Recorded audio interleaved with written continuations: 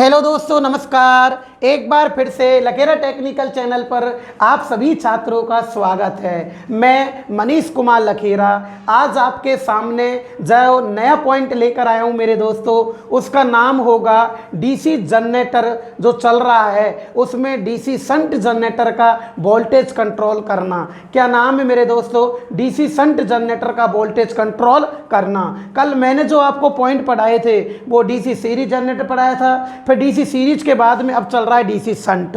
कल मैंने आपको डीसी शंट जनरेटर की डेफिनेशन आपको करा दी है। अब जो भी स्टूडेंट इस वीडियो को पहली बार देख रहा है, प्लीज जो मैंने पिछले पॉइंट पढ़ा दिए हैं आप मेरी पिछली वीडियो में यूट्यूब चैनल पर जाकर आप उन सभी वीडियो को देखें, अच्छे से पढ़ें, फिर आपके आज का पॉइंट बिल्कुल समझ में आ जाएगा। ठीक है दोस्तों, तो मैं चलता हूं अब आगे। और जो नए स्टूडेंट है, प्लीज आपसे कई बार रिक्वेस्ट कर चुका हूं मैं कि आप इस चैनल को सब्सक्राइब करो, और जो रेगुलर छात्र मेरी क्लास ले रहा है, जिसको अच्छा लग रहा है, कुछ नया सीखने को मिल रहा है, तो प्लीज रिक्वेस्ट कर रहा हूं आपसे यार, आप इस चैनल को सब्सक्राइब करवाओ। अपने जितने भी दोस्त हैं उनसे जरूर बोलो यार, ताकि मैं लाइव आ सकूं। जितने ज्यादा सब्सक्राइब होंगे तभी मैं लाइव आ सकूंगा तुम्हारे सामने। तो जल्दी से जल्दी यह है आप लोग करो, फिर मैं लाइव आऊंगा, आपके लिए लाइव क्लास लिया करूंगा। ठीक है दोस्तों, और बेटा आगे बात ये बताना चाहता हूं मैं आपके लिए कि मैं तैयारी आपके लिए बहुत अच्छे ढंग से करवाऊंगा।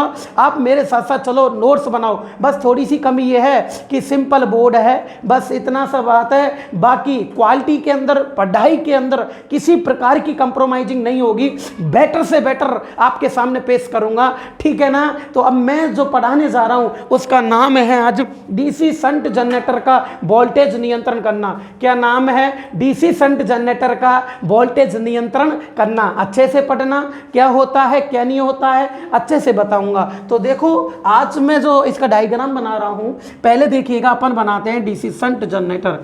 कौन सा जनरेटर है? DC shunt generator. अब देखो समझ में आएगा आपके, डीसी शंट जनरेटर।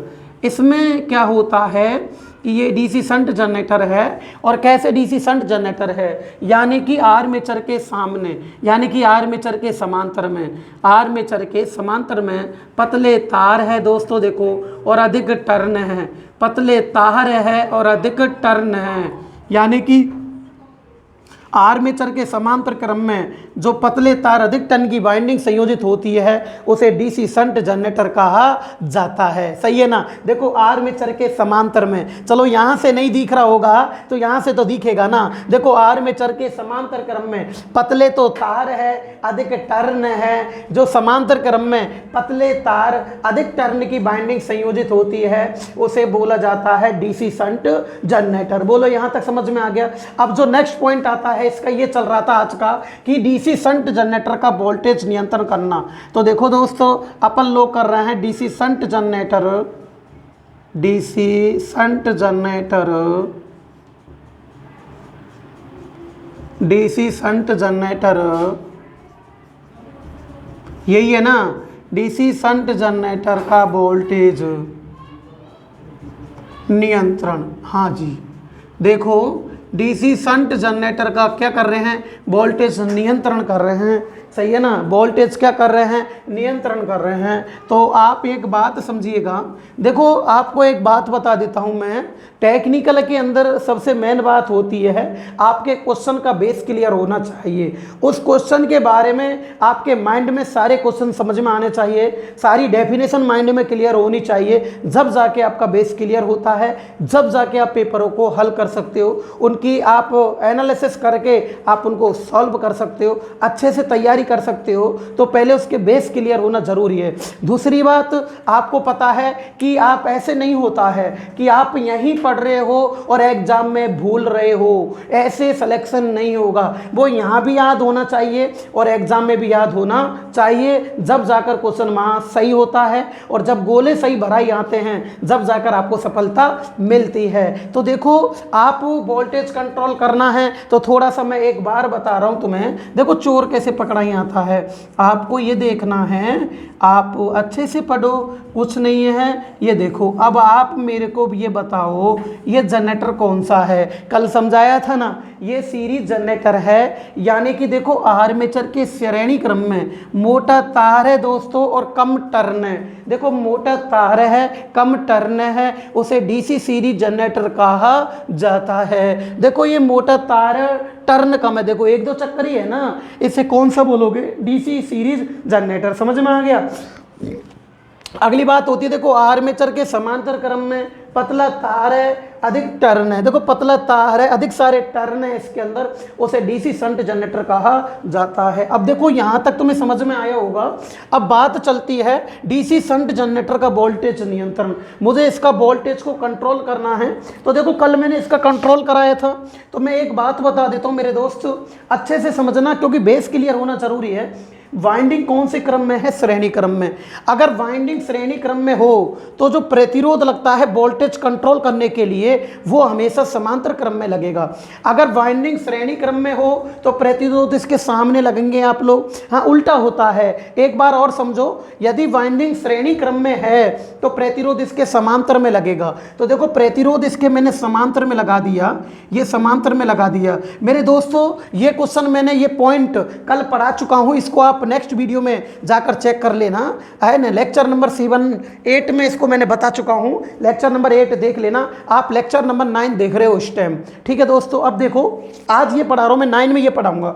अब बताना आप लोग कि बोलो बाइंडिंग कौन से क्रम में है? समांतर क्रम में। वाइंडिंग कौन से क्रम में है? सामने, यानी कि समांतर क्रम में। तो प्रतिरोध श्रेणी क्रम में लगेगा। उल्टा चलता है, याद रखना, अच्छे से माइंड में सेट करो आप लोग कि यदि अगर बाइंडिंग समांतर क्रम में है तो प्रतिरोध श्रेणी क्रम में लगेगा, और यदि वाइंडिंग श्रेणी क्रम में है तो प्रतिरोध समांतर क्रम में लगेगा। बोलो भूलोगे तो नहीं ना आप? तो देखो इसके मैं प्रतिरोध श्रेणी क्रम में लगाऊंगा। प्रतिरोध किस क्रम में लगाएंगे? श्रेणी क्रम में। ये प्रतिरोध मैंने श्रेणी क्रम में लगा दिया है, ये लगा दिया है प्रतिरोध, सही है। इधर देखो प्रतिरोध किस क्रम में लग रहा है? समांतर क्रम में, सही। अब याद रखना, जो प्रतिरोध समांतर क्रम में लगा होता है इसको बोलते हैं मेरे दोस्तों डाइवर्टर। क्या बोलते हैं? डाइवर्टर। क्या बोलते हैं? डाइवर्टर। इसको तो डाइवर्टर कहा जाता है, ये क्वेश्चन भी आता है। लेकिन यह प्रतिरोध श्रेणी क्रम में लगा होता है ना, जो प्रतिरोध श्रेणी क्रम में लगा होता है उसे वेरिएबल रेजिस्टेंस यानी कि परिवर्तनशील प्रतिरोध या रियोस्टेट या फील्ड रेगुलेटर कहा जाता है। इसके भी 3 नाम होते हैं दोस्तों, और इसका एक नाम होता है। तो देखो याद रखना, जो प्रतिरोध समांतर क्रम में लगेगा, जो प्रतिरोध कहां पर लगेगा? समांतर क्रम में लगेगा, उसे क्या बोलोगे आप लोग? डाइवर्टर। और जो श्रेणी क्रम में लगेगा उसके 3 नाम होते हैं, वो आपको मैं भी लिखा दूंगा। समझ में आया ना? तो देखो अब क्या होता है कि इस प्रकार के जनरेटर में, इस प्रकार के जनरेटर में, हाँ जी देखो थोड़ा डस्टर देखता हूं मैं, हाँ जी देखो इस प्रकार के जनरेटर में वोल्टेज को कंट्रोल करने के लिए, इस प्रकार के जनरेटर में है वोल्टेज को कंट्रोल करने के लिए फील्ड वाइंडिंग के श्रेणी क्रम में एक प्रतिरोध लगा दिया जाता है। श्रेणी क्रम में क्यों लगेगा भाई? श्रेणी क्रम में यूं लगेगा क्योंकि बाइंडिंग कौन से क्रम में है? समांतर में। जब बाइंडिंग समांतर में है, प्रतिरोध किस क्रम में लगेगा? श्रेणी क्रम में। तो देखो इस प्रकार के जनरेटर में, इस प्रकार के जनरेटर में आराम से पढ़ो। जनरेटर में, हाँ जनरेटर में, सही है ना, जनरेटर में शंट वाइंडिंग के श्रेणी में, शंट वाइंडिंग, हाँ जी शंट वाइंडिंग के श्रेणी में, सही है ना, शंट वाइंडिंग के श्रेणी में एक प्रतिरोध लगाया जाता है, एक प्रतिरोध लगाया जाता है, सही है ना, एक प्रतिरोध लगाया जाता है। बोलो समझ में आ रहा है ना? एक प्रतिरोध लगाया जाता है। इस प्रकार के जनरेटर में वोल्टेज को नियंत्रण करने के लिए शंट वाइंडिंग के श्रेणी क्रम में एक प्रतिरोध लगाया जाता है। अब मेरे दोस्तों इसके क्या क्या नाम होते हैं ये देखो, इसको, हाँ जी अच्छे से देखना, इसको मुख्य रूप से variable resistance, variable resistance, variable resistance, सही है ना, परिवर्तनशील प्रतिरोध यानी कि वेरिएबल रेजिस्टेंस, परिवर्तनशील प्रतिरोध, हाँ जी समझ में आ रहा है ना, परिवर्तनशील प्रतिरोध या रियोस्टेट, क्या रियोस्टेट, सही है ना, क्या बोलोगे, रियोस्टेट या फील्ड रेगुलेटर कहते हैं। जो श्रेणी क्रम में लगा होता है उसे, यानी कि फील्ड रेगुलेटर कहते हैं। सही है ना दोस्तों। याद रखना, इस प्रकार के जनरेटर में वोल्टेज को नियंत्रण करने के लिए एक प्रतिरोध लगाया जाता है। जो प्रतिरोध लगाया जाता है मेरे दोस्तों, जो प्रतिरोध लगाया जाता है ना, इसे फील्ड रेगुलेटर, क्या, फील्ड रेगुलेटर, परिवर्तनशील प्रतिरोध या रियोस्टेट कहते हैं। अब मेरे दोस्तों एक बात और बता रहा हूं, अगर प्रतिरोध समांतर क्रम में होता तो उसे डाइवर्टर कहते हैं। श्रेणी क्रम में 3 नाम होते हैं, पहला होता है परिवर्तनशील प्रतिरोध, दूसरा होता है रियोस्टेट और तीसरा होता है फील्ड रेगुलेटर। बोलो यहां तक समझ में आ गया दोस्तों। यह मुख्य रूप से मैग्नीन का बनाया जाता है, यह मुख्य रूप से किसका बनाते हैं, मैग्नीन का बनाया जाता है। किसका बनाया जाता है दोस्तों, मैग्नीन का। सही है ना। फील्ड रेगुलेटर किसका बनाया जाएगा, मैग्नीन का। अगर मैग्नीन ऑप्शन में नहीं है तो क्या करोगे आप लोग, यूरेका करोगे ना। क्या करोगे, यूरेका। समझ में आ गया ना, या यूरेका, सही है ना, या किसका करोगे, यूरेका। यूरेका को क्या कहते हैं, कांस्टेटन। क्या कहते हैं, कांस्टेटन। सही है ना। या यूरेका का भी बना सकते हैं, यूरेका का भी बना सकते हैं। बोलो यहाँ तक समझ में आ गया ना आपके, बना सकते हैं। बोलो समझ में आया ना, समझ में आ रहा है ना। अब देखो यार, मेरे पास क्वालिटी है, आया कि नहीं, इस टाइम बोर्ड सिंपल है, जितना बन रहा है उतना मैं कर रहा हूँ। लेकिन मैं ऑफलाइन जब क्लास लेता हूँ मेरे दोस्तों, 2.5-3 घंटे की रेगुलर क्लास होती है, और यह डीसी जनरेटर में मैं सारे पॉइंट कराऊंगा आप लोगों को, टेंशन न लें। न्यूमेरिकल भी कराऊंगा बहुत सिस्टमेटिक ढंग से, आर्मेचर रिएक्शन, इंटरपोल, कम्यूटेशन दोष, सारी चीज़ें कराऊंगा, कंपेंसेटिंग बाइंडिंग, सारा कुछ इसमें होने वाला है। जब मैं ऑफलाइन क्लास लेता हूं तो यह चैप्टर 10 से 12 दिन के अंदर अंदर हो जाता है। 10 से 12 दिन कब होगा, जब 3-3 घंटे की रेगुलर क्लास चलती है। मेरी एक खासियत और होती है दोस्तों कि जब मैं यदि मंगलवार को कहीं जा रहा हूं तो संडे को क्लास लेता हूं, यानी कि छुट्टी करने का कोई काम नहीं है। जितना हो सके स्टूडेंट के फेवर में बोलो, स्टूडेंट के लिए कुछ करो। क्यों, क्योंकि स्टूडेंट अपने से बहुत उम्मीद लगा के आता है कि सर यहाँ के पास हम जा रहे हैं और हमारा सिलेक्शन होना जरूरी है। ये सर हैं जो हमारा सिलेक्शन करा सकते हैं, उस उम्मीद से आते हैं, तो उनकी उम्मीदों को टूटना नहीं देना चाहिए, अच्छे से पढ़ाना चाहिए उनको। तो देखिएगा, अब बताओ आप लोग कि जो ये डीसी शंट जनरेटर है ना, इसकी शंट वाइंडिंग के श्रेणी क्रम में जो प्रतिरोध लगा होता है ना, क्या लगा होता है, प्रतिरोध। इसे क्या बोलते हो, वेरिएबल रेजिस्टेंस, यानी कि परिवर्तनशील प्रतिरोध या रियोस्टेट या फील्ड रेगुलेटर कहते हैं। यह कौन से पदार्थ का बनाया जाता है, मैग्नीन का बनाया जाता है। अगर मैग्नीन ऑप्शन में नहीं है तो क्या करोगे, यूरेका का। अब दोस्त जो पहली बार देख रहा है उसको मैं बोलना चाहता हूं, यूरेका और मैग्नीन एक ऐसे पदार्थ हैं जिनका ताप बढ़ने पर प्रतिरोध स्थिर होता है। क्या होता है, स्थिर होता है। ध्यान रखना, न तो प्रतिरोध घटेगा न प्रतिरोध बढ़ेगा, इसके कारण इनका ताप गुणांक 0 होता है। मैं चाहता हूं कि इसका 5 ओम ही प्रतिरोध रहना चाहिए, तो इसमें करंट बढ़ने पर न तो प्रतिरोध घटना चाहिए न प्रतिरोध बढ़ना चाहिए, नहीं तो वोल्टेज भी घट बढ़ सकती है। इसलिए स्थिर मान के प्रतिरोध लिए जाते हैं जो तापमान पे न बदले, वो होते हैं यूरेका या मैग्नीन के। सही बात है कि नहीं। मैंने कल आपको दोस्तों एक ट्रिक बताई थी, नीचे मैग्नीन यूरेका आते हैं, इनका स्थिर होता है मान, ताप बढ़ने पर प्रतिरोध न तो घटता है न बस बढ़ता है। ऊपर हवा चलती है, शुद्ध हवा, शुद्ध पदार्थ और चालक पदार्थ, तांबा, सोना, चांदी, इनका ताप बढ़ने पर प्रतिरोध बढ़ता है। बाकी इनके अलावा कोई सा भी पूछे ना, उनका ताप बढ़ने पर प्रतिरोध घटेगा। जैसे कार्बन पूछ ले, बताओ ऊपर तो चालक है, नीचे मैग्नीन यूरेका है दोस्तों, तो कार्बन अगर पूछ ले तो बोलो कार्बन ऊपर है क्या, नहीं है। कार्बन नीचे है क्या नहीं है, तो इसका ताप बढ़ने पर प्रतिरोध घटेगा। अब याद हो जाना चाहिए बिल्कुल आपको, पता हो इलेक्ट्रोलाइट ऊपर है क्या नहीं, ऊपर तो चालक है, ये ट्रिक बताई ना, नीचे मैग्नीशियम और यूरेका है, सही है ना, तो इलेक्ट्रोलाइट का ताप बढ़ने पर प्रतिरोध घटेगा।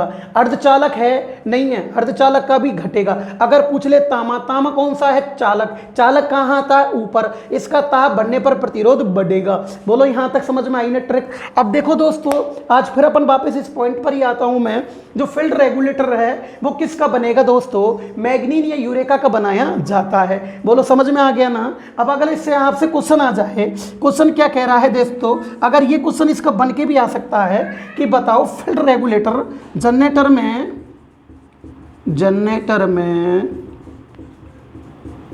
फील्ड रेगुलेटर कौन से पदार्थ का बनाया जाता है, ये पूछ ले आपसे, कौन से पदार्थ का बनाया जाता है। समझ में आ रहा है ना, बनाया जाता है। ऐसे अगर आपसे पूछ ले कि बताओ फील्ड रेगुलेटर कौन से पदार्थ का बनाया जाता है, ये फील्ड रेगुलेटर है, ये बनाया जाएगा मुख्य रूप से मैग्नीन का। अगर मैग्नीन ऑप्शन में नहीं है आपको तो क्या करोगे आप, यूरेका भी कर सकते हैं। तो देखो ऑप्शन नंबर ए आता है तामा, ऑप्शन नंबर बी आता है, बी यहीं लिख दूँ ना आपको मैं, चांदी, है ना। सी आता है मैग्नीन, क्या आता है मैग्नीन, और डी आता है यूरेका। बोलो आंसर क्या आएगा, मैग्नीन। पहले तो मैग्नीन बेटर है, अगर मैग्नीन ऑप्शन में नहीं होता तो यूरेका देते, अगर मैग्नीन ऑप्शन में नहीं है तो क्या देते, यूरेका। अब मैं उम्मीद कर रहा हूं आप सभी दोस्तों से, जो स्टूडेंट रेगुलर क्लास ले रहा है उसको अब मेरे फंडे याद आने लग गए होंगे और माइंड में सेट बैठने लग गए होंगे। मैं दावा कर रहा हूं इस बात का, जो बंदा मेरी शुरू से क्लास ले रहा है उसका माइंड सेट होने लग गया होगा अपना भी थ्योरी कि इसमें कौन से ऑप्शन आने पर क्या करना है। ठीक है दोस्तों, इसका आज आप स्क्रीन शॉट लो, पहले 1 मिनट के लिए फटाफट स्क्रीन शॉट ले लो इसका थोड़ा सा। हाँ जी, हाँ दोस्तों ले लिया ना आपने। अब देखो ले लिया स्क्रीनशॉट। अब देखो, अब एक बार बताओ, अब क्वेश्चन कराते हैं इसके कि फील्ड रेगुलेटर क्या चीज़ होती है, इसके क्वेश्चन कैसे बन के आते हैं। अब देखो पहला क्वेश्चन क्या होगा इसका, पहला क्वेश्चन देखो आप लोग, हाँ जी देखो, अब पहला क्वेश्चन है इसका कि डीसी शंट जनरेटर में, डीसी शंट जनरेटर में, सही है ना, डीसी शंट जनरेटर में regulator, field regulator, field regulator के, फील्ड रेगुलेटर के मान को बढ़ाने पर, मान को बढ़ाने पर, सही है ना, मान को बढ़ाने पर प्रेरित वोल्टेज क्या होती है, प्रेरित वोल्टेज, यही है ना, प्रेरित वोल्टेज क्या होती है। अब देखो होती है, ये क्वेश्चन है आपका कि डीसी शंट जनरेटर में जब फील्ड रेगुलेटर के मान को बढ़ाओगे तो बताइएगा प्रेरित वोल्टेज क्या होती है। अब देखो आप लोग, ऑप्शन नंबर ए आपसे पूछेगा, ये ऑप्शन नंबर ए दे रहा हूं मैं यहाँ पर, ए घटती है एज ए सिंपल, बी बढ़ती है, आपकी सब चीज़ समझ में आएगी, सी स्थिर, हाँ स्थिर है ना, और डी आएगा कोई नहीं, नो। अब देखो आप लोग बताओ कि जब मेरे दोस्तों, जब इस फील्ड प्रतिरोध के मान को बढ़ाओगे, जब यहाँ पर प्रतिरोध बढ़ेगा, आर्मेचर में बनने वाली करंट यूँ आएगी, हाँ। अब बताओ जब ये प्रतिरोध के मान बढ़ेगा तो बताओ प्रतिरोध करंट का क्या करता है, विरोध करता है। भाई प्रतिरोध करंट का क्या करता है, विरोध करता है। जब इस प्रतिरोध का मान बढ़ेगा तो फील्ड वाइंडिंग में करंट कम जाएगी, और जब फील्ड वाइंडिंग में करंट कम जाएगी तो चुंबकीय फ्लक्स घटेगा, और जब चुंबकीय फ्लक्स घटेगा तो प्रेरित वोल्टेज का मान भी घटेगा। आंसर क्या आएगा मेरे दोस्तों, घटती है। एक बार और, जब इस फील्ड प्रतिरोध के मान को बढ़ाया जाएगा जब प्रतिरोध बढ़ाएंगे तो आप फील्ड वाइंडिंग में करंट कम जाएगी, क्योंकि प्रतिरोध करंट का क्या करता है, विरोध करता है। जब फील्ड वाइंडिंग में करंट कम जाएगी तो चुंबकीय फ्लक्स घटेगा, और जब चुंबकीय फ्लक्स घटेगा ना, जब चुंबकीय फ्लक्स घटेगा तो प्रतिरोध, जब चुंबकीय फ्लक्स घटेगा तो वोल्टेज का मान भी क्या होएगा, घटेगा ना। समझ में आ रहा है ना। अब देखो इसके बाद में दूसरा क्वेश्चन क्या कहते हैं, क्वेश्चन ये डीसी शंट जनरेटर। समझ में आ रहा है ना। डीसी शंट जनरेटर में फील्ड रेगुलेटर बोलो, समझ में आ रहा है ना। देखो डीसी शंट जनरेटर में फील्ड रेगुलेटर के मान को अब इसका कम करेंगे, मान को घटाने पर, हाँ जी, मान को घटाने पर, सही है ना, मान को घटाने पर प्रेरित वोल्टेज क्या होती है, प्रेरित वोल्टेज क्या होती है, यही क्वेश्चन है, प्रेरित वोल्टेज क्या होती है। प्लीज़ आप चैनल को सब्सक्राइब करें, अपने दोस्तों से बोलो यार मैं आपके सामने लाइव आऊँगा, देखना कितना सेट ढंग से, कितना अच्छे ढंग से आपको थ्योरी लेकर आता हूँ। मैं एक एक क्वेश्चन की गारंटी ले रहा हूँ, मैं सब कुछ यहीं कराता हूँ। जैसे ऑफलाइन, इससे भी अच्छी ऑफलाइन, ये समझ लो ये भी बेटर है, इससे भी टॉप क्लास की ऑफलाइन क्लास भी लेता हूँ, आए कि नहीं। तो इसके अंदर भी देखो आप बहुत जी जान लगा रखी है मैंने। अब बताओ हो, जब इस प्रतिरोध के मान को घटाओगे आप, प्रतिरोध करंट का विरोध करता है यार, जब इसके प्रतिरोध के मान को घटा दोगे आप लोग, जब प्रतिरोध के मान को घटा दोगे तो बोलो फील्ड वाइंडिंग में करंट ज़्यादा जाएगी कि नहीं जाएगी। क्यों? क्योंकि प्रतिरोध कम होता है तो करंट ज़्यादा जाती है। सही बात है। क्यों? क्योंकि प्रतिरोध करंट का क्या करता है, विरोध करता है। समझ में आ रहा है ना। प्रतिरोध करंट का क्या करेगा, विरोध करेगा ना, कि जब प्रतिरोध के मान को घटाओगे तो करंट ज्यादा जाएगी, जब करंट ज्यादा जाएगी तो चुंबकीय फ्लक्स अधिक बनेगा, जब चुंबकीय फ्लक्स अधिक बनेगा तो प्रेरित वोल्टेज का मान भी क्या होता है, बढ़ेगा। बोलो समझ में आ गया। बोलो प्रेरित वोल्टेज का मान भी क्या होगा दोस्तों, बढ़ेगा। तो देखो ऑप्शन नंबर ए घटती है, आपके सब क्वेश्चन समझ में आएंगे। बी बढ़ती है ना, समझ में तो आ रहा है ना, बढ़ती है। सी स्थिर, ऐसी चलती है टेक्निकल स्थिर, इसके बिना तुम रट नहीं सकते इसको, ये टेक्निकल को रट ही नहीं जाती। अब देखो तुम खुद देखो, ऐसे रट सकते हैं इन क्वेश्चनों को आप ना, एक जगह मिलने, एक बुक में थोड़ी मिलेगा ये मैटर। हाँ तो बोलो क्या होएगी अब दोस्तों, ये बढ़ेगी। क्यों बढ़ी, एक बार और देख लो। जब प्रतिरोध के मान को घटाओगे ना तो करंट बढ़ेगी, जब करंट बढ़ेगी तो फील्ड वाइंडिंग में करंट ज्यादा जाने के कारण चुंबकीय फ्लक्स बढ़ेगा, और जब चुंबकीय फ्लक्स बढ़ेगा तो प्रेरित वोल्टेज का मान भी बढ़ता है। बोलो समझ में आ गया ना। आंसर क्या होगा तुम्हारा, बढ़ेगी। बोलो यहां तक क्लियर हो गया, कोई दिक्कत तो नहीं आ रही ना। अगला देखो क्वेश्चन, आगे चलते हैं। एक डीसी शंट जनरेटर,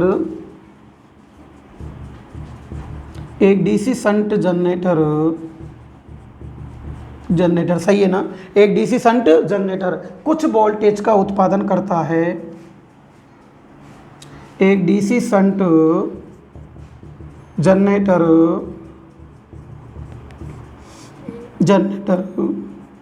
कुछ वोल्टेज का उत्पादन करता है, कुछ वोल्टेज का उत्पादन करता है, कुछ वोल्टेज का उत्पादन करता है, यदि सही है ना, यदि फील्ड वाइंडिंग के श्रेणी में, यदि शंट फील्ड वाइंडिंग के श्रेणी में, यदि शंट फील्ड वाइंडिंग के श्रेणी में, सही है ना, यदि शंट फील्ड वाइंडिंग के श्रेणी में एक रियोस्टेट है ना, रियोस्टेट भी कह सकते हैं ना रेगुलेटर को, अभी बताया था ना मैंने आपको, रियोस्टेट लगा दिया जाता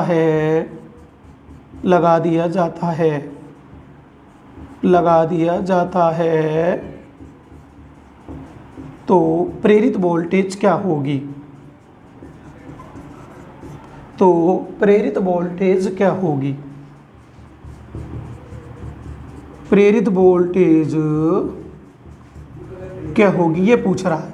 अब एक बात बताओ मेरे दोस्तों, अब आपसे पूछ रहा है कि ये प्रेरित वोल्टेज क्या होगी। अब इसका मतलब है ऑप्शन नंबर ए, पहले इसको लिखा देते हैं, ए घटती है, बी बढ़ती है,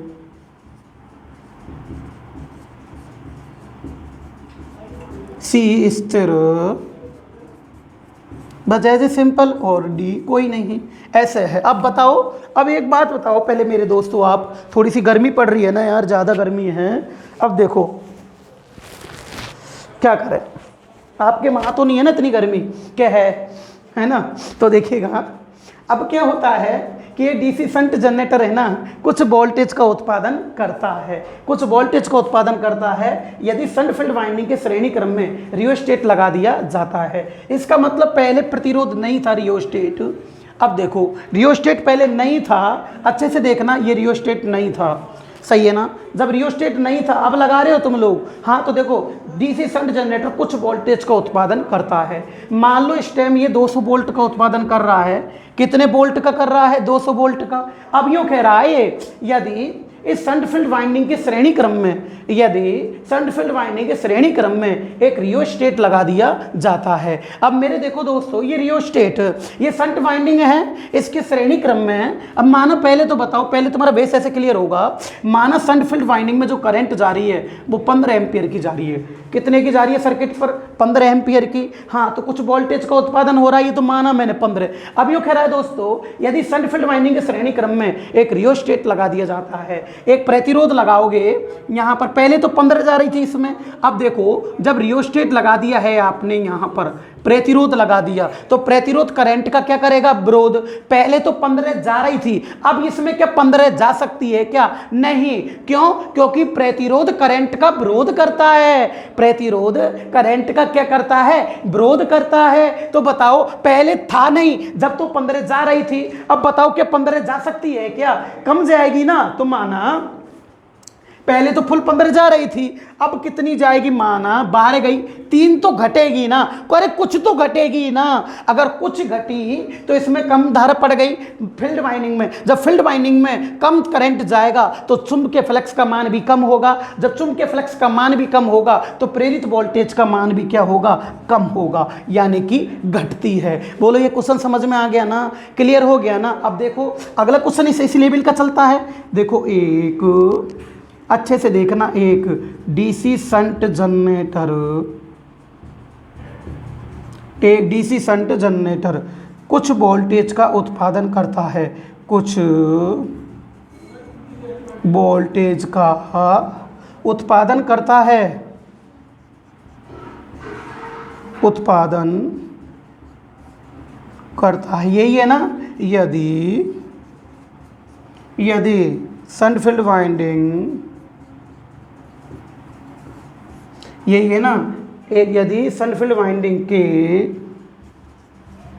रियोस्टेट के श्रेणी में क्रम में लगे ना, के श्रेणी क्रम में लगे, सही है ना, के श्रेणी क्रम में लगे रियोस्टेट को हटा दिया जाता है ना।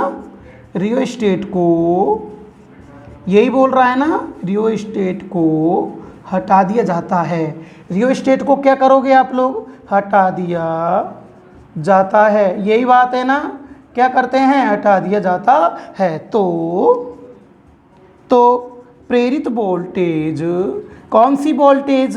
प्रेरित वोल्टेज क्या होगी? यही बात पूछ रहा है ना, प्रेरित वोल्टेज क्या होगी? अब बताओ, आप लोग बताओ, अब बताओ मेरे दोस्तों, यहाँ पर कितनी आ रही है? 15, लेकिन प्रतिरोध ने करंट का क्या कर दिया? विरोध। अब यहाँ पर कितनी आ रही है? 12, सही है ना।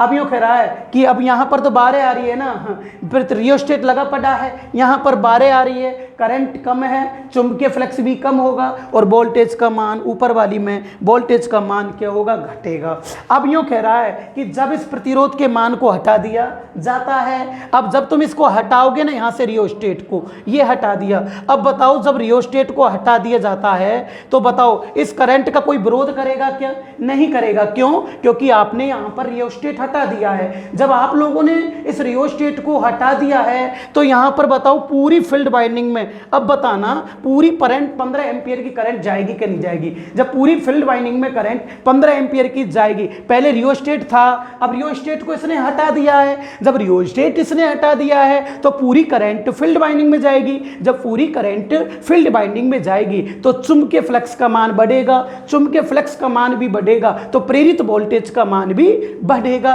बताओ चारों क्वेश्चन समझ में आए कि नहीं आए? तो आंसर क्या आएगा? प्रेरित वोल्टेज क्या होती है? ऑप्शन नंबर ए बढ़ती है। समझ में आ रहा है ना? ऑप्शन नंबर ए क्या आएगा? बढ़ती है।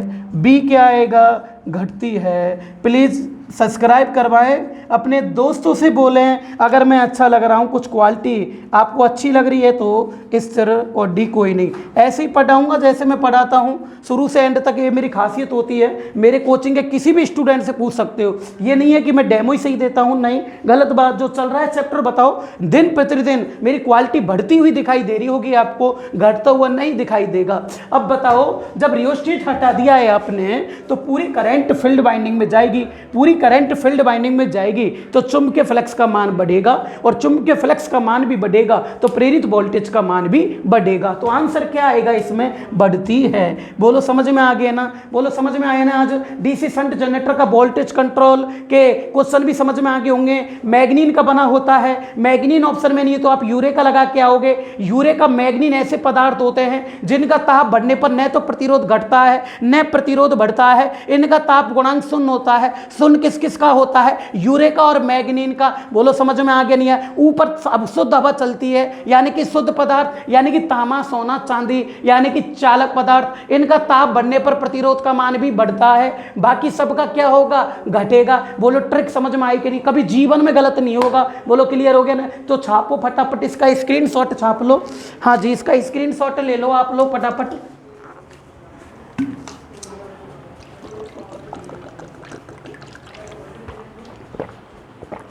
थोड़ा पानी पी लेता हूं मैं।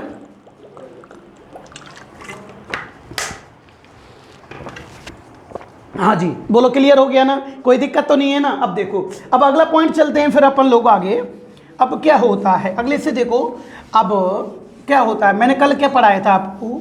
अगली बात आती है डीसी शंट जनरेटर के अभिलाक्षणिक वक्र चलते हैं। डीसी शंट जनरेटर के अभिलाक्षणिक वक्र चलते हैं। बोलो यही बात है ना? अब देखो, अब बात आती है अभिलाक्षणिक वक्र करते हैं। तो देखो पॉइंट, नेक्स्ट पॉइंट है डीसी शंट जनरेटर के अभिलाक्षणिक वक्र, है ना?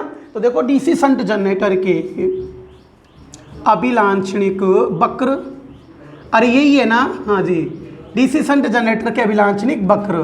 प्लीज़ आप लोग कमेंट किया करो, है ना? कमेंट ज़रूरी है।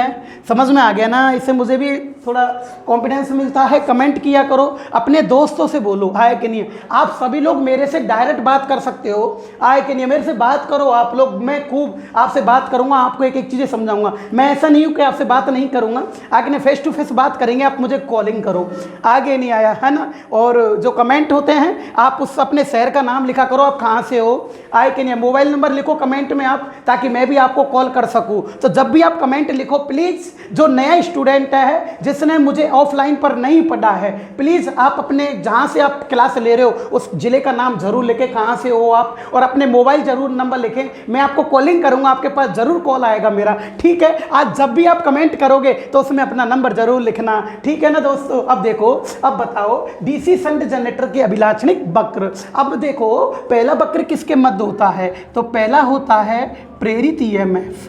किसके मध्य? प्रेरित ईएमएफ तथा, सही है ना, प्रेरित ईएमएफ तथा लोड के मध्य। पहला वक्र प्रेरित ईएमएफ तथा, पहले इसको कर लेते हैं पर, है ना, प्रेरित ईएमएफ तथा फील्ड धारा के मध्य। पहले इजी वाला समझ लेते हैं, प्रेरित ईएमएफ तथा फील्ड धारा के मध्य, ये है ना? प्रेरित ईएमएफ तथा फील्ड धारा के मध्य वक्र खींचेंगे अपन लोग, सही है ना? अब बताओ, अब देखो मेरा ट्रिक देखना, आप लोग समझ में आएगी। अब यहाँ पर है ये वक्र खींचते हैं, ये देखो। अब बताओ, ये तो ईएमएफ हो गया, ये फील्ड धारा हो गई नीचे। एफ, आई से तो करंट होता है, आई से करंट होगा, एफ से फील्ड धारा। समझ में आए ना? देखो आई से करंट और एफ से फील्ड धारा। यहाँ 0 पॉइंट है, यहाँ पर सब 0 हो गए, ईएमएफ भी 0, फील्ड करंट भी 0। अब देखो दोस्तों, जो नई क्लास ले रहे हैं, मैं बताता हूँ आपको एक चीज़ इसके अंदर, कि जो नए स्टूडेंट है वो देखो कि बताते हैं कि एक बार और बताते हैं, जो रेगुलर क्लास ले रहे हैं उनके तो समझ में आएगा। तो आपको मैं बताता हूं, पहले आर्मेचर में अवशिष्ट चुंबकत्व, जो चुंबक के ध्रुवों का जो थोड़ा सा चुंबक इसमें पड़ा रहता है ना, इसमें स्थित रहता है अवशिष्ट चुंबकत्व, बचा हुआ शेष पदार्थ, बचा हुआ शेष चुंबकीय फ्लक्स जो होता है उसे बोला जाता है अवशिष्ट चुंबकत्व। क्या बोला जाएगा? विशिष्ट चुंबकत्व। अब देखो इस अवशिष्ट चुंबकत्व के कारण, ध्यान रखना, इस अवशिष्ट चुंबकत्व के कारण सबसे पहले आर्मेचर में 2 बोल्ट बनती है। कितनी बोल्ट बनती है? 2 बोल्ट। अब ये 2 बोल्ट बनेगी तो आर्मेचर से बाहर निकल जाएगी 2 बोल्ट की, सही है ना। अब देखो यहां पर तो लोड लगाया नहीं है आपने, शून्य लोड पे चलेगा ये जनरेटर। हाँ, अब देखो, अब यदि जो नया लड़का क्लास ले रहा है तो मैं बता दूं, यदि दोस्तों अगर आप यहां पर शुरू में ही आप लोड लगा देते हो, शुरू के अंदर लोड लगा देते हो, तो जो अवशिष्ट चुंबकत्व के कारण जो ये 2 बोल्ट बनती है ना, उसकी करंट यह नहीं जाके यहां पर आ जाती है। क्यों? क्योंकि इस बाइंडिंग का प्रतिरोध उच्च होता है और प्रतिरोध उच्च होने के कारण यह करंट का विरोध करता है। तो 2 बोल्ट की करंट यहां नहीं आकर डायरेक्ट लोड पर चली जाती है। जब फील्ड बाइंडिंग में कोई करंट नहीं आएगी तो चुंबक नहीं बनेगा और जनरेटर केवल 2 ही बोल्ट बना के रह जाता है, केवल यही 2 बोल्ट। इसलिए इस प्रकार के जनरेटर को कभी भी लोड पे नहीं चलाना चाहिए।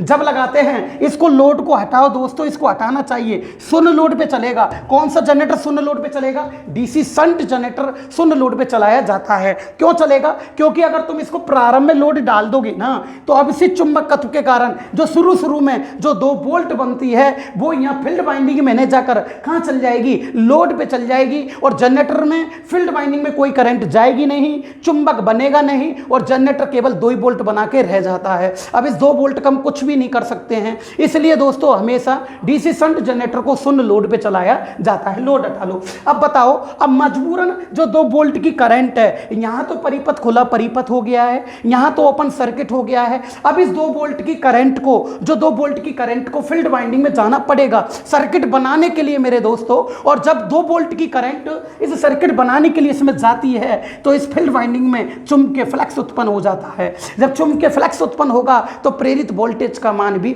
बढ़ जाता है। जैसे ही चुंबकीय फ्लक्स बढ़ेगा, जैसे ही फील्ड वाइंडिंग में करंट बढ़ेगी तो इसमें चुंबकीय फ्लक्स बढ़ेगा और चुंबकीय फ्लक्स बढ़ेगा तो प्रेरित वोल्टेज का मान भी बढ़ जाता है। तो इस वाइंडिंग को बोलते हैं मेरे दोस्तों फील्ड वाइंडिंग। तो जैसे जैसे इस फील्ड वाइंडिंग में करंट बढ़ेगी तो वैसे वैसे वोल्टेज बढ़ेगा नहीं बढ़ेगा। लेकिन एक बात बताओ, पहले क्या उत्पन्न हुआ? पहले 2 वोल्ट की वोल्टेज बनी, फिर इस 2 वोल्ट की करंट फील्ड वाइंडिंग में गई, सही है। इसका मतलब फील्ड वाइंडिंग में अभी करंट नहीं है, फील्ड वाइंडिंग में करंट 0 है। हाँ, और वोल्टेज कितनी बन गई? 2 वोल्ट।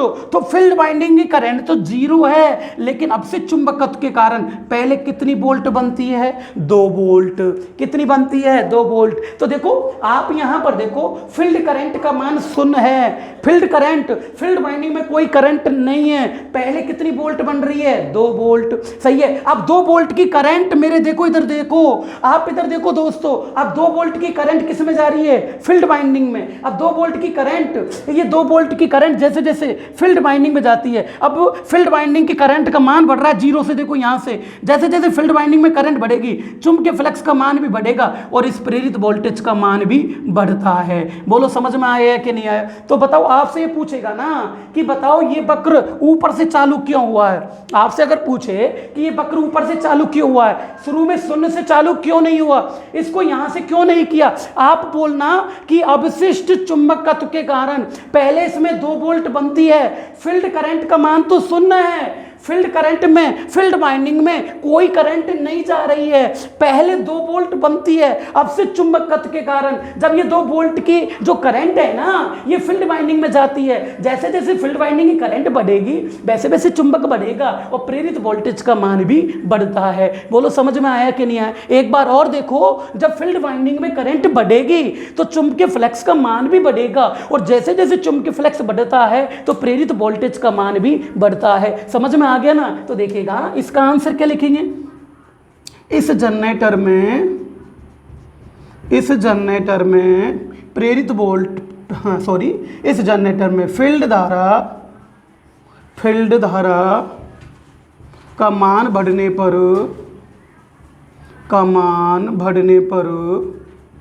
फील्ड धारा का मान बढ़ने पर, सही है ना, फील्ड धारा का मान बढ़ने पर प्रेरित वोल्टेज का मान भी बढ़ता है।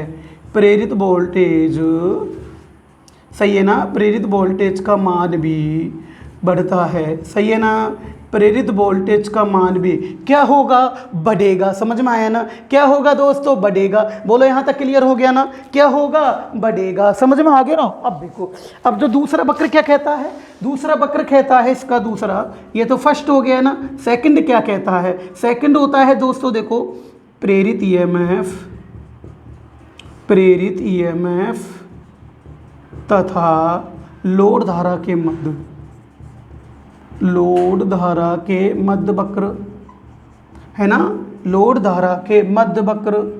अब देखो, अब इसमें क्या होता है, अब इसको अच्छे से समझो आप लोग। अब ये समझने वाली बात है। समझने वाली बात कैसे है, अब देखो आप लोग, मैं यहाँ ग्राफ बना रहा हूँ इसका, आपको ये समझ में आना चाहिए।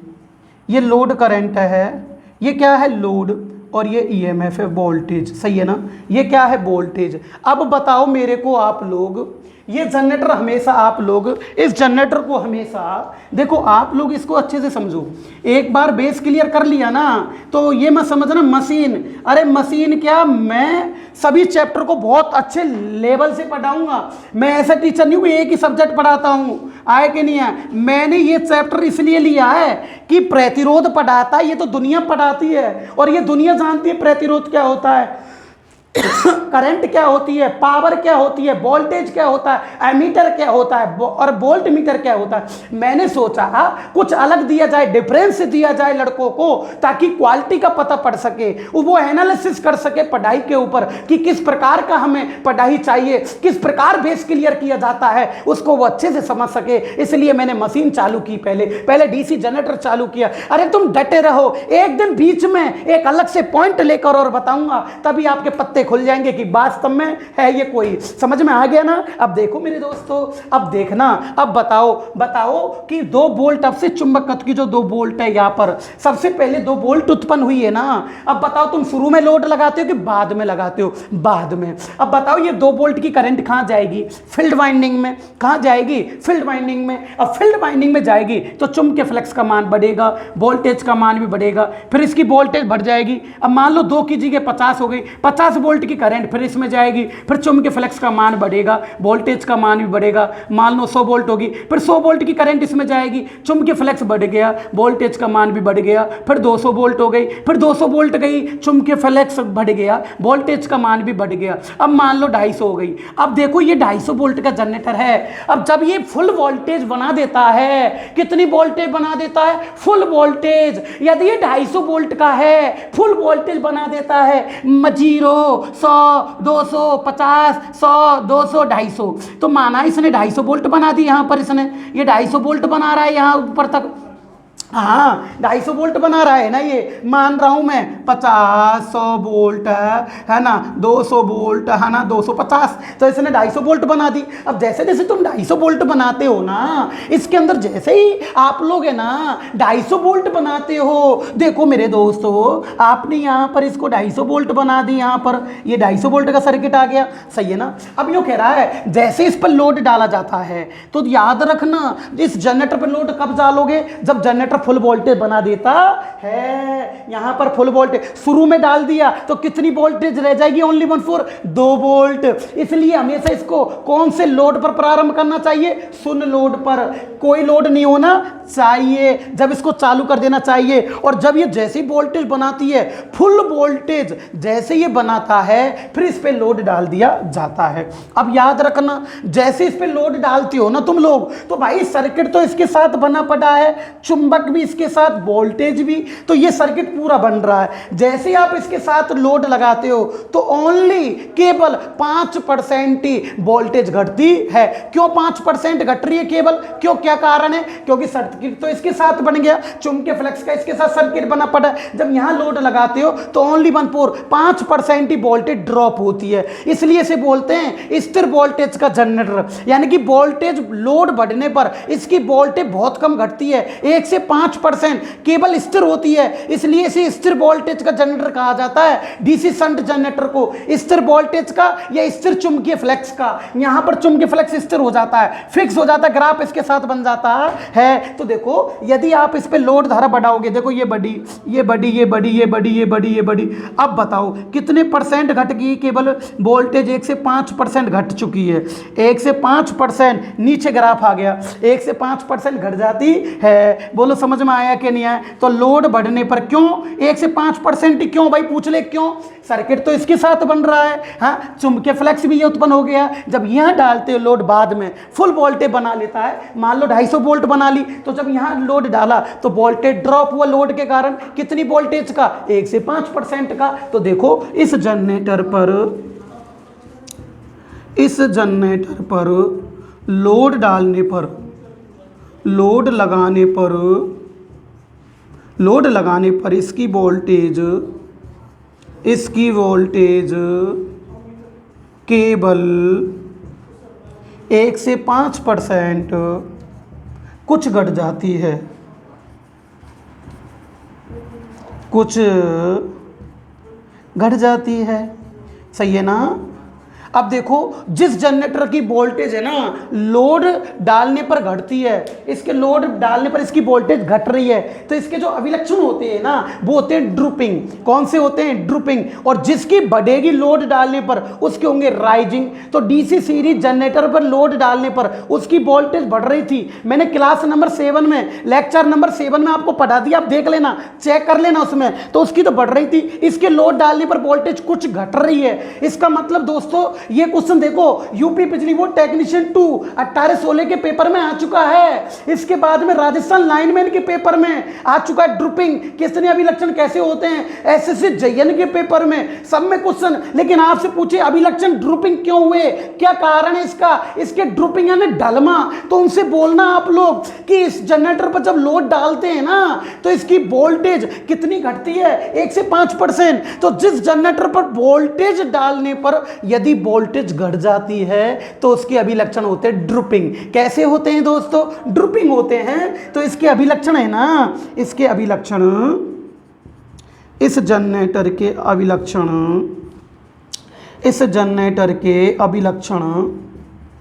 अभिलक्षण कैसे होते हैं? ड्रूपिंग। हाँ जी, ड्रूपिंग। कैसे? ड्रूपिंग यानी कि ढलवा। ड्रूपिंग यानी कि कैसे होते हैं? ढलवा होते हैं। बोलो यहाँ तक समझ में आ गया ना? कैसे होते हैं? ढलवा। बोलो समझ में आ गया ना? उतारो फटाफट स्क्रीनशॉट लो पॉइंट का। लास्ट पॉइंट हो गया डीसी शंट जनरेटर का।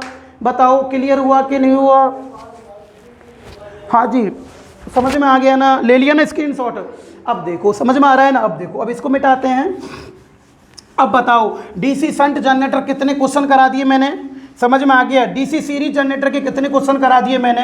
करा दिए ना आपको? अब देखो, अब एक बात बताओ मेरे दोस्तों, अब एक क्वेश्चन और उठता है इसका, आप खुद बताना कि जो होता है ना, बताऊं, देखो आप थोड़ा थोड़ा एक क्वेश्चन और उठता है जो लड़के जल्दीबाजी में गलत करते हैं। आपको जल्दीबाजी में गलती तो करनी नहीं है, मैं आपको उन्हीं क्वेश्चनों पे लॉजिक लगाता हूं जहां लड़के गलती करते हैं। ये कौन सा जनरेटर सीरीज, कौन सा है? सीरीज। देखो सीरीज जनरेटर कैसे है, देखो दोस्तों, ये आर्मेचर के श्रेणी क्रम में, देखो मोटा तार कम टन की वाइंडिंग संयोजित होती है, इसे डीसी सीरीज जनरेटर कहा जाता है। तो मेरे दोस्तों इसको क्या बोलोगे? डीसी सीरीज जनरेटर बोलोगे ना? क्या बोलोगे दोस्तों? DC series generator. अब एक होता है डीसी शंट जनरेटर।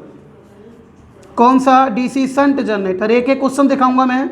ये डीसी शंट जनरेटर, इसकी सीरीज, इसके समांतर में पतले तार अधिक टर्नों की वाइंडिंग संयोजित होती है। इसमें पतले तार अधिक टर्नों की वाइंडिंग संयोजित होती है, इसे बोलते हैं दोस्तों डीसी शंट जनरेटर। और इसे क्या बोलोगे? DC series generator. बोलो यहाँ तक समझ में आ गया ना? अब देखो दोनों पे लोड लगाते हैं, इस पे भी लोड लगा दो, इस पे सप्लाई ले लो लोड लगा के आप लोग।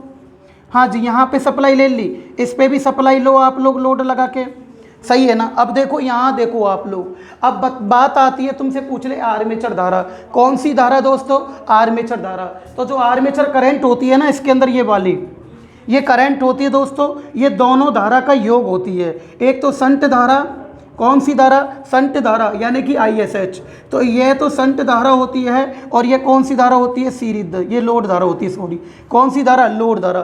तो इसके अंदर आर्मेचर धारा पूछे हैं तो बैलेंस पर ये दोनों की जो धारा होती है ना उसके योग के बराबर आर्मेचर धारा होती है। तो डीसी संट जनरेटर के अंदर, डीसी संट जनरेटर के अंदर, तो नोट नंबर फर्स्ट है दोस्तों, देखो नोट नंबर फर्स्ट फिर क्या कह रहा है? डीसी संट जनरेटर में, डीसी संट जनरेटर में एक बार और समझाऊंगा, आर्मेचर धारा, सही है ना? डीसी संट जनरेटर में कौन सी धारा? देखो ए से तो आई और ए से, सॉरी आई से तो धारा होती है और ए से आर्मेचर, ये आर्मेचर करंट होती है। तो देखो आप लोग इसमें बताना, आर्मेचर करंट होती है ना ये वाली, तो देखो एक तो संट धारा ISH और एक लोड धारा, दोनों के योग के बराबर होती है। दोनों के किसके बराबर होगी? योग के बराबर होती है। तो देखो इसके अंदर IL प्लस होता है ISH, यानी कि लोड धारा और संट धारा दोनों के योग के बराबर होगी। ये किस में होगी? डीसी संट जनरेटर में। किस में होगी? डीसी संट जनरेटर में। दोनों का योग हो जाएगा, आर्मेचर धारा निकल जाएगी। अब देखिएगा अगला होता है नोट आपका, अगला जो नोट होता है डीसी सीरीज जनरेटर में। हाँ जी, देखो आप लोग डीसी सीरीज जनरेटर में एक एक चीज देखो, आप लोग डीसी सीरीज जनरेटर में मेरा काम यही होता है, मैं क्वेश्चन लड़कों के दिमाग में ज़बरदस्ती घुसा देता हूँ। अगर घुसता भी नहीं है ना तो उसका पढ़ के देख के बोल के ज़बरदस्ती माइंड में सेट कर देता हूँ। आया कि नहीं? कैसे नहीं घुसेगा? आया कि नहीं? कैसे समझ में नहीं आएगा? अरे एक बार नहीं 10 बार समझ में आएगा। बस क्लास तो लो आप लोग डेली की डेली। अब देखो दोस्तों, डीसी सीरीज जनरेटर मैं ये आपको मैंने पहले भी बता दिया जब कल परसों क्लास लगी थी। अब देखो ये दोनों श्रेणी क्रम में हैं। देखो आर्मेचर भी ये रहा, फिर सीरीज फील्ड वाइंडिंग और ये लोड है। ये देखो ये तीनों श्रेणी क्रम में हैं। श्रेणी क्रम के अंदर धारा का मान समान होता है। अगर 5 यहाँ से चली तो 5 ही इसमें आएगी, 5 ही। बोलो इसमें क्या श्रेणी क्रम में है क्या? नहीं। अगर ये 5 चलेगी यहाँ से तो पता नहीं इसमें कितनी आएगी, इसमें कितनी आएगी, इधर कितनी गई, इधर कितनी गई, कोई पता नहीं। समझ में आया कि नहीं है? इसमें कितनी गई, इसमें कितनी गई, कोई पता नहीं। इसका मान याद करने के लिए दोनों को जोड़ दिया जाता है। लेकिन इसमें देखो आप अच्छे से चित्र को देखो, डायग्राम को, इसमें देखो ये धारा ये समान रहेगी कि नहीं रहेगी? ये श्रेणी क्रम में है ना। तो इसके अंदर देखो मेरे दोस्तों, एक तो कौन सी धारा? आर्मेचर धारा। कौन सी धारा? आर्मेचर धारा। ये सीरीज धारा, जो सीरीज वाइंडिंग में जो धारा प्रवाहित होती है ना उसे सीरीज धारा कहते हैं। अरे दोस्तों, जो सीरीज वाइंडिंग में जो धारा प्रवाहित होती है वो सीरीज धारा कहलाती है। तो देखो आर्मेचर धारा, सीरीज धारा और लोड धारा तीनों एक दूसरे के क्या होती है? बराबर होती है। एक दूसरे के क्या होगी? बराबर होगी। क्यों बराबर होगी? क्योंकि ये तीनों श्रेणी क्रम में होते हैं। अगर इसमें आर्मेचर धारा अगर संट जनरेटर में पूछे तो मुझे पता नहीं यहाँ कितनी गई, यहाँ कितनी गई, 5 तो ऊपर आ गई आर्मेचर की, इसमें पता नहीं यहाँ कितनी गई, यहाँ कितनी गई, तो फिर दोनों को जोड़ देंगे तो फिर आर्मेचर धारा आ जाएगी। सही है ना? तो संट जनरेटर में IA बराबर IL प्लस ISH होता है और सीरीज में IA बराबर ISC बराबर IL होता है। बोलो समझ में आ गया ना? क्लियर हो गया ना मेरे दोस्तों? अब देखो इसको फटाफट उतारो आप लोग, इसका फटाफट स्क्रीनशॉट लो। इसका भी ले लिया ना आप लोगों ने? चलें अब देखो अब क्या होता है। अब आपके लिए मैं क्वेश्चन बना रहा हूं। अब क्वेश्चन क्या है देखो, अब जो मेन क्वेश्चन आता है, बताओ सीरीज वाइंडिंग होती है ना, कौन सी वाइंडिंग? Series winding. अब देखो ये संट वाइंडिंग है ना, कौन सी वाइंडिंग? Shunt winding. पहले मैं याद करवाऊंगा इसको आपको। तो देखो सीरीज जो वाइंडिंग होती है ना, कौन सी वाइंडिंग? देखो आप लोग सीरीज वाइंडिंग, सीरीज वाइंडिंग। अब देखना अच्छे से, जो सीरीज वाइंडिंग होती है ना ये मोटे तार कम टर्न की बनी होती है। मोटे तार कम टर्न की बनी होती है, यानी कि इसका तार मोटा होता है और तार मोटा होता है, चक्र कम है। अरे जबरदस्ती माइंड में फंसाऊंगा तुम्हारे, तुम क्लास तो रेगुलर ले रहे हो ना। कौन कहता है याद नहीं होती मशीनें? कौन कहता है थ्योरी याद नहीं होती? अरे मशीन क्या, ऐसे ऐसे पॉइंट जो तुमने कभी नहीं देखोगे वो पॉइंट पढ़ाऊंगा। पढ़ाने का तरीका मेरा अलग है। देखो भाई, पढ़ाने का तरीका, समझाने का तरीका वो सेट होना चाहिए। स्टूडेंट के जब तक समझ में नहीं आएगा तो वो क्या सिस्टम है, वो तो बेकार है ना। आपके समझ में आना चाहिए सारी चीजें। तो देखो बताओ, सीरीज बाइंडिंग मोटे तार की होती है ना। कौन सी तार की होती है? मोटे तार की। जो मोटा तार होता है, सही है ना, मोटा तार होता है। हाँ जी, मोटा तार कम टर्न, हाँ जी, मोटा तार और कम टर्न होता है ना। हाँ, और देखो जो मोटा तार होता है ना, मोटा तार इसके प्रतिरोध का मान, जो मोटा तार होता है इसके प्रतिरोध का मान, इसके प्रतिरोध का मान क्या होगा, निम्न। जब मोटा तार होता है इसके प्रतिरोध का मान क्या होगा, निम्न। जब प्रतिरोध निम्न होता है तो प्रतिघात क्या होगा, उच्च। प्रतिघात उच्च होता है। बोलो प्रतिघात क्या होगा, उच्च होगा।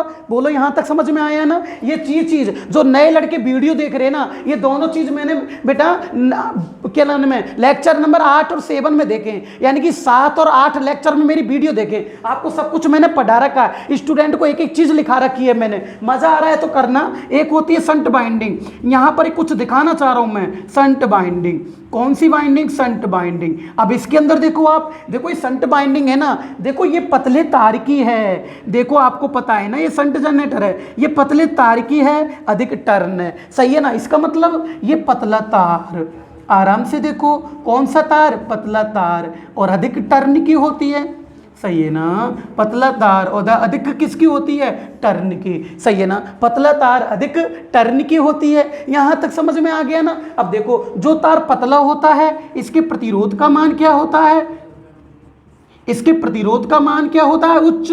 जो तार पतला होगा इसका उल्टा चलता है, जो तार पतला होता है ना उसके प्रतिरोध का मान क्या होता है, उच्च। जो प्रतिरोध उच्च होगा तो प्रतिघात क्या होगा, निम्न। अरे दोस्तों प्रतिघात क्या होता है, निम्न। अब देखो आप लोग, प्रतिघात होता है निम्न। अब देखो अब क्या होता है, ये क्यों लिखा रहा हूं वापस, क्योंकि क्वेश्चन आ चुका है पेपर के अंदर।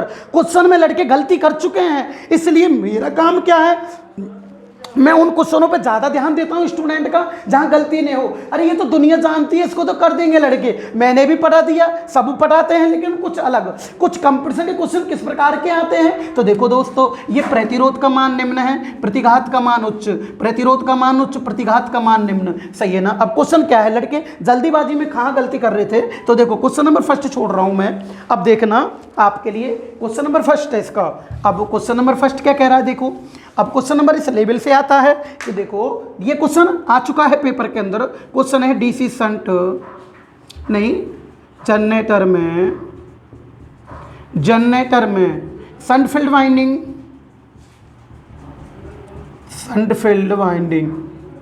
सही है ना। संट फील्ड वाइंडिंग एवं सीरीज फील्ड वाइंडिंग, सही है ना। सीरीज फील्ड वाइंडिंग, अरे सही है ना, में अरे राइट है ना। सीरीज फील्ड वाइंडिंग में क्रम से बताना है, क्रम से कौन सा गुण होता है, ऐसे पूछ रहा है, कौन सा गुण होता है, ये पूछ रहा है आपसे, कौन सा गुण होता है। आप जानते हो संट फील्ड वाइंडिंग के अंदर ये क्वेश्चन राजस्थान लाइनमैन के पेपर में, लोको पायलट के पेपर में, यूपी बिजली बोर्ड के पेपर में, सब पेपरों में पूछता है। तो देखिएगा पूछा जा चुका है, पूछता क्या है। तो देखो संट फील्ड वाइंडिंग में प्रतिरोध का मान उच्च होता है और प्रतिघात का मान निम्न होता है। बोलो सही है ना। प्रतिरोध का मान उच्च और प्रतिघात का मान क्या होता है, निम्न होता है। लेकिन क्या क्वेश्चन आया था, ऑप्शन चेंज हुए थे। ऑप्शन क्या चेंज हुए थे, देखो प्रतिरोध उच्च,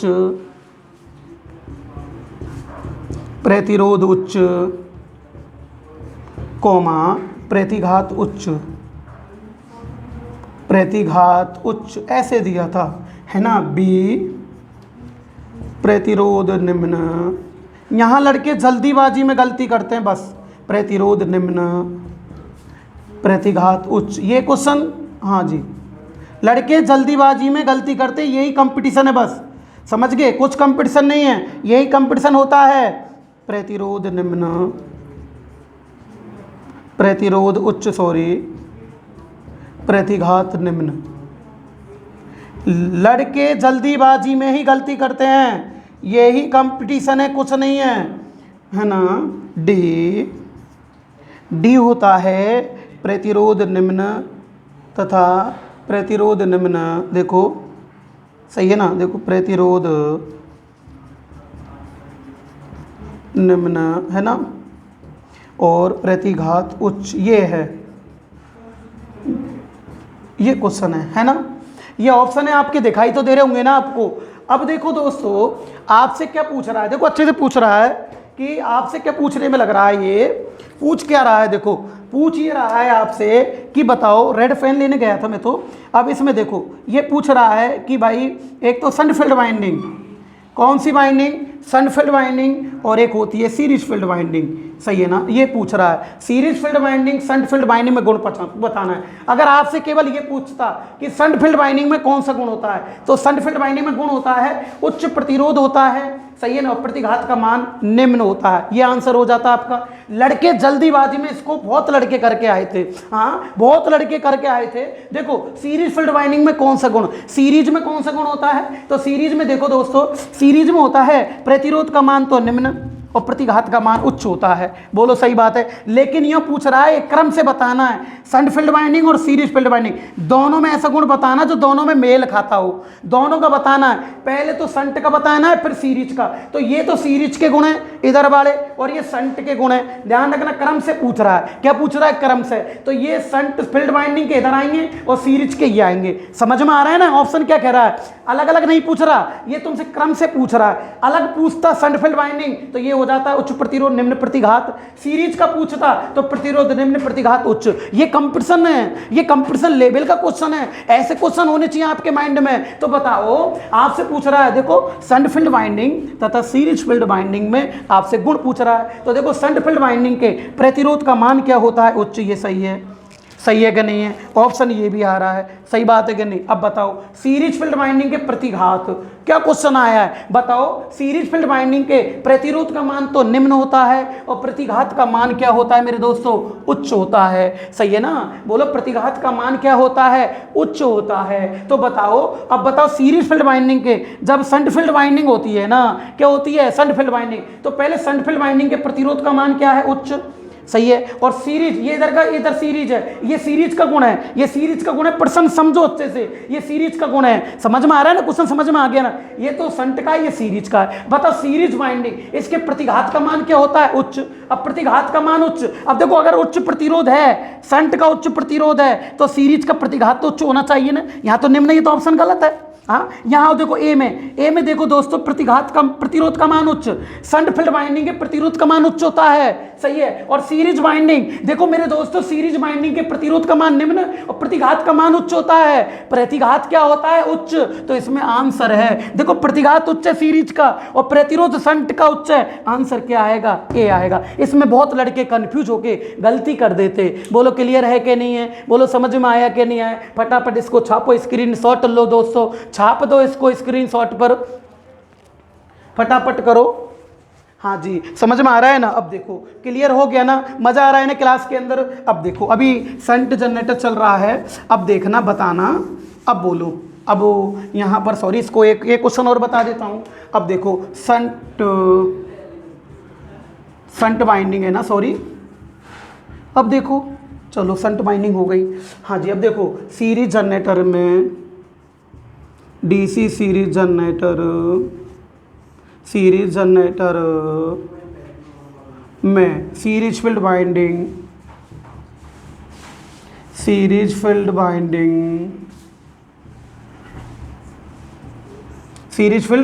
का प्रतिरोध,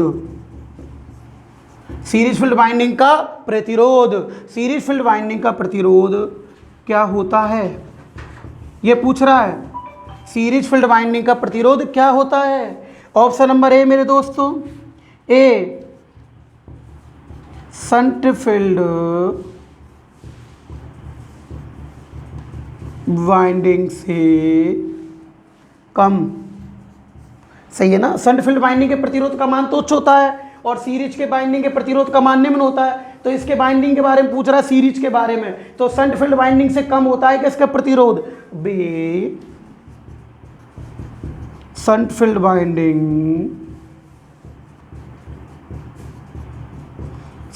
बाइंडिंग से अधिक। हाँ जी, देखो शंट फील्ड बाइंडिंग से अधिक, सी आर्मेचर से कम, सही है ना। आर्मेचर से क्या आएगा, कम, और डी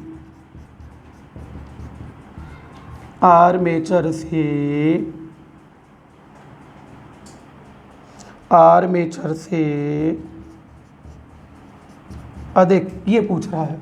अब आपसे पूछ रहा है कि बताओ इस बाइंडिंग का जो रेजिस्टेंस होता है, सीरीज रेजिस्टेंस है, आप लोगों से पूछ रहा है कि बताओ डीसी सीरीज जनरेटर के अंदर सीरीज फील्ड बाइंडिंग का प्रतिरोध है वो क्या होता है। ये पूछ रहा है कि बताओ ये प्रतिरोध का मान क्या होता है, ये प्रतिरोध का मान क्या होता है, ये प्रतिरोध का मान क्या होता है, ये प्रतिरोध का मान पूछ रहा है कि ये प्रतिरोध का मान क्या होता है। अब देखो ये प्रतिरोध का मान पूछने में लग रहा है आपसे ये, हाँ जी देखो, अब मैं बता रहा था आपको कि डीसी सीरीज जनरेटर में सीरीज फील्ड बाइंडिंग का प्रतिरोध क्या होता है। आपसे पूछ रहा है शंट फील्ड बाइंडिंग से कम, शंट फील्ड बाइंडिंग से अधिक, आर्मेचर से कम, आर्मेचर से अधिक। इस क्वेश्चन को काफ़ी स्टूडेंट गलत करके आ जाते हैं जल्दीबाजी में। वो सोचते हैं कि सीरीज बाइंडिंग मोटे तार कम टर्न की है तो सीरीज बाइंडिंग के प्रतिरोध का मान निम्न होगा और प्रतिघात का मान उच्च होता है। तो ये सोचते हैं प्रतिरोध के बारे में पूछ रहे हैं तो ये, और शंट फील्ड बाइंडिंग के प्रतिरोध का मान उच्च और सीरीज बाइंडिंग के प्रतिरोध का मान निम्न। तो काफ़ी सारे स्टूडेंट होते हैं वो शंट फील्ड बाइंडिंग से इसको कम करके आ जाते। बहुत स्टूडेंट नहीं, बहुत स्टूडेंट 90% से ऊपर जो क्वेश्चन रटने में लग रहे हैं ना, वो चीजें टेक्निकल रटी नहीं जाती है दोस्तों। जो रटने में लग रहे हैं वो इसको करके आएंगे यार, शंट का तो प्रतिरोध उच्च होता है और सीरीज का पूछ रहा है प्रतिरोध का मान निम्न होता है। अरे तुम वीडियो देख रहे हो तो तुम भी इसको यही करके आएंगे और यही सोच रहे हो कि शंट फील्ड बाइंडिंग से कम होगा। ये क्वेश्चन आपका जल्दीबाजी में गलत हो गया है। अब इसका क्या है कि देखिएगा, अब मैं बताता हूं, पहले इसको आपको समझाऊंगा अच्छे से। अब देखो आप लोग इसका क्या सिस्टम चल रहा है क्वेश्चन का। अब देखिएगा कि आपको मैं पहले डीसी सीरीज जनरेटर बनाता हूं यहां पर। अब देखो आप लोग कि ये आपका डीसी सीरीज जनरेटर है, सही है ना। ये क्या है, डीसी सीरीज जनरेटर है, राइट है ना। ये कौन सी बाइंडिंग है, सीरीज बाइंडिंग। हाँ, अब ये आप यहां पर लोड लगा दो। अब यहां पर आपने लोड लगा दिया। अब देखो, अब आपसे ये पूछ रहा है ये कि बताओ सीरीज जनरेटर के अंदर, सीरीज जनरेटर में पूछ रहा है, आप क्वेश्चन पे ध्यान दो अच्छे से। सीरीज जनरेटर में पूछ रहा है यार, अगर यूं कहता ये कि सीरीज फील्ड बाइंडिंग के प्रतिरोध का मान क्या होता है, जब तो आपकी गड़बड़ हो जाती क्वेश्चन में, जब तो ऑप्शन में गड़बड़ है। लेकिन पूछ रहा है डीसी सीरीज जनरेटर में बताना, केवल इसमें ही बताना है, केवल इसमें ही तुम्हें तुलना करनी है। डीसी सीरीज जनरेटर में तो बताओ, डीसी सीरीज जनरेटर के अंदर केवल इसी में बताना है। तो डीसी सीरीज जनरेटर में क्या शंट फील्ड बाइंडिंग है क्या? इस जनरेटर में शंट फील्ड बाइंडिंग नहीं है, शंट फील्ड बाइंडिंग नहीं है मेरे दोस्तों। इसमें क्या है, आर्मेचर, और आर्मेचर के प्रतिरोध का मान तो 0.5 से 1 ओम होता है, सही है ना। तो इसका प्रतिरोध तो बहुत कम होता है, तो इसमें शंट फील्ड बाइंडिंग तो आएगी नहीं। क्यों? क्योंकि डीसी सीरीज जनरेटर से पूछ रहा है, डीसी सीरीज जनरेटर में ही ये पूछ रहा है आपसे। तो आंसर क्या आएगा इसका, आर्मेचर से अधिक। क्यों? क्योंकि आर्मेचर के प्रतिरोध का मान तो बहुत कम होता है, 1 ओम होता है, सबसे कम तो आर्मेचर का ही होता है। समझ में आ रहा है ना। तो इन दोनों की तुलना में, सीरीज जनरेटर में पूछ रहा है, तो इन दोनों की तुलना में सीरीज बाइंडिंग का प्रतिरोध आर्मेचर से क्या होता है, अधिक होता है। अब बताओ, अगर तुम एग्जाम देने जाते तो तुम्हारा भी यही क्वेश्चन गलत हो जाता ना। और क्वेश्चन आपको पता जाने कितने स्टूडेंट मुझे देख रहे हैं, वो बेचारे 1-1, 2-2 नंबर से रह चुके हैं। यही कारण होता है रहने का। बोलो समझ में आया कि नहीं आया। अब देखो अगला क्वेश्चन इस प्रकार से भी आ सकता है कि डीसी सीरीज जनरेटर में, ये दोनों कंफ्यूजन क्वेश्चन है। डीसी सीरीज जनरेटर में, डीसी सीरीज जनरेटर में, सही है ना, series field binding, series field binding, DC series generator में सीरीज फील्ड बाइंडिंग,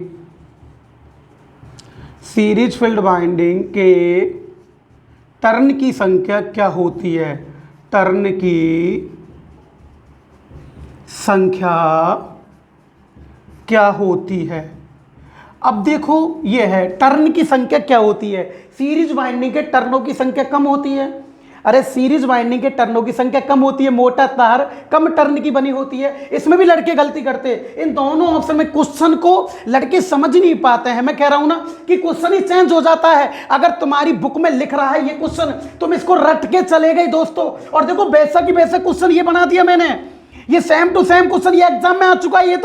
ये मेरे दोस्तों टेक्नीशियन 2 नहीं सॉरी क्या बोलते यूपी बिजली बोर्ड जेईएन के पेपर में ये क्वेश्चन आ चुका है। अब देखो किताबों में तुमने ये पढ़ लिया तो ये क्वेश्चन आ गया, अगर ये पढ़ लिया तो ये आ गया, दोनों एक जगह नहीं मिलेंगे, ऐसे क्वेश्चन नहीं मिल पाते हैं। हाँ, तो इसलिए मैं बार बार बोल रहा हूं कि टेक्निकल पढ़ने के लिए अपना बेस कंसेप्ट क्लियर जरूरी है। जब जाके आपको बेसिक कंसेप्ट क्लियर जरूरी है, जब जाके आपको सफलता मिलना बिल्कुल 100% तय है। आगे नहीं, अब ये कोरोना की छुट्टियां चल रही है, इसमें अंदर रहना है, सुरक्षित रहना है, आए कि नहीं आए, और अच्छे से पढ़ो, दिमाग लगा के माइंड से मेहनत करो और इसके अंदर अभी से ही मैटर को तैयार करो मेरे दोस्तों। तो देखिएगा option number A shunt binding, shunt binding, इसमें भी लड़के यही करके आते, संट बाइंडिंग से कम।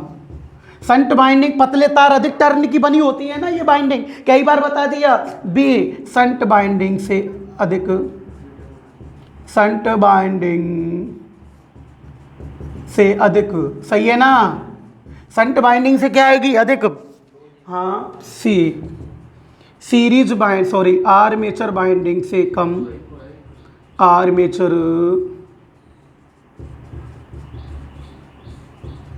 बाइंडिंग से कम। डी आर्मेचर बाइंडिंग से अधिक, आर्मेचर बाइंडिंग से अधिक, यही है ना। आर्मेचर बाइंडिंग से क्या है, अधिक, ये है बात, है ना, ये चीज़ है। अब तुम्हें बताओ क्या इसमें संट बाइंडिंग है क्या, नहीं है, जबकि 90% स्टूडेंट इसको ये आंसर ठोक के आ जाते संट बाइंडिंग से कम। ये गलत आंसर है। आपसे क्या पूछ रहा है, डीसी सीरीज जनरेटर, क्या पूछ रहा है, डीसी सीरीज जनरेटर में सीरीज फील्ड बाइंडिंग के टर्नों की संख्या क्या होती है। तो देखो संट बाइंडिंग तो आएगी नहीं, आर्मेचर में बाइंडिंग तो बहुत सारी होती है, आएगी, काफ़ी बाइंडिंग की जाती है, तो और ये टर्नों की संख्या सीरीज की कम है। तो ध्यान रखना, बाइंडिंग अगर पूछ ले तो आर्मेचर बाइंडिंग के टर्नों की संख्या हमेशा सीरीज फील्ड बाइंडिंग के टर्नों की संख्या हमेशा आर्मेचर बाइंडिंग से क्या आती है, कम आती है। सीरीज बाइंडिंग में जो बाइंडिंग के टर्न लगेंगे वो आर्मेचर बाइंडिंग से क्या रहेंगे, कम रहते हैं। बोलो दोनों क्वेश्चन समझ में आ गया। प्रतिरोध अलग है, प्रतिरोध देखो आर्मेचर का कम होता है, इसका अधिक होता है। आर्मेचर का तो बहुत कम होता है, 0.5 से 1 ओम ही होता है आर्मेचर का प्रतिरोध, मैंने लिखा भी दिया।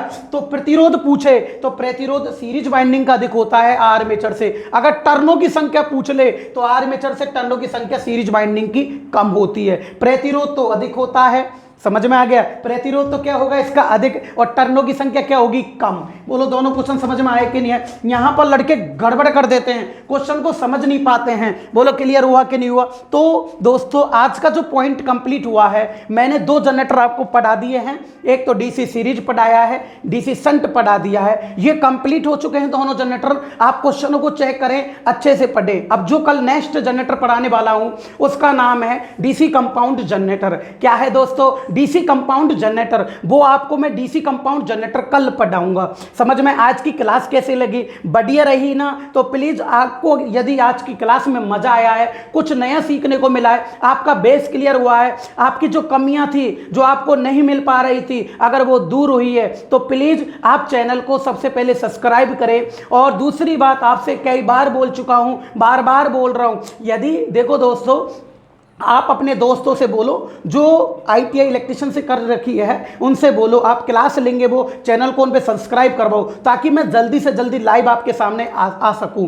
समझ में आगे। और कमेंट जरूर किया करो, मैंने कई बार बोल दिया है, आप कमेंट करो। और अब की बार जो कमेंट करो आपके नंबर जरूर लिखना, मोबाइल नंबर, आप कहाँ से हो, आपके पास में मैं मोबाइल नंबर, आपके पास में मैं कॉलिंग करूंगा। ठीक है दोस्तों, okay bye, best of luck, God bless you. कल मॉर्निंग में अपन फिर 7 बजे मिलते हैं। ठीक है, bye, best of luck, God bless you.